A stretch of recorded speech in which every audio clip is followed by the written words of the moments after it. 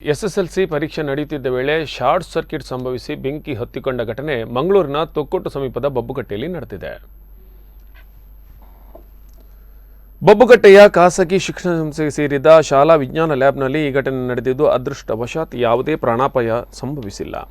ಪರೀಕ್ಷೆ ಆರಂಭವಾಗಿ 1.5 ಗಂಟೆ ಬಳಿಕ ಬಯಾಲಜಿ ಲ್ಯಾಬ್ನಲ್ಲಿದ್ದ ಫ್ರಿಡ್ಜ್ನಲ್ಲಿ ಶಾರ್ಟ್ ಸರ್ಕ್ಯೂಟ್ ಆಗಿ ಬೆಂಕಿ ಕಾಣಿಸಿಕೊಂಡಿದೆ. ಕೂಡಲೇ ಕಾರ್ಯಪ್ರವೃತ್ತರಾದ ಕಾಲೇಜಿನ ಸಿಬ್ಬಂದಿ ಹತ್ತಿರದ ಕೊಠಡಿಯಲ್ಲಿ ಪರೀಕ್ಷೆ ಬರೆಯುತ್ತಿದ್ದ ಮಕ್ಕಳನ್ನು ಸುರಕ್ಷಿತವಾಗಿ ಪಕ್ಕದಲ್ಲಿರುವ ಪದವಿ ಕಾಲೇಜಿನ ಕೊಠಡಿಯಲ್ಲಿ ಪರೀಕ್ಷೆ ಆರಂಭಿಸಲು ವ್ಯವಸ್ಥೆ ಮಾಡಿದರು. ಬೆಂಕಿಯಿಂದ ಲ್ಯಾಬ್ನ ಅನೇಕ ಪರಿಕರಗಳಿಗೆ ಹಾನಿಯಾಗಿದೆ.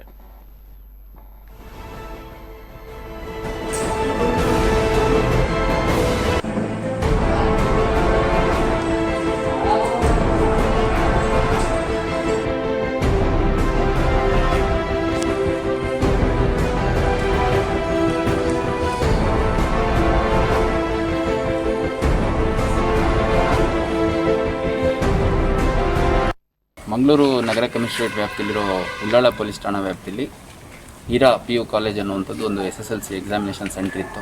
ಇಲ್ಲಿ ಸುಮಾರು 200ಕ್ಕೂ ಹೆಚ್ಚು ಜನ ವಿದ್ಯಾರ್ಥಿಗಳು ಇವತ್ತು ಪರೀಕ್ಷೆ ಬರೆಯೋರಿದ್ದರು.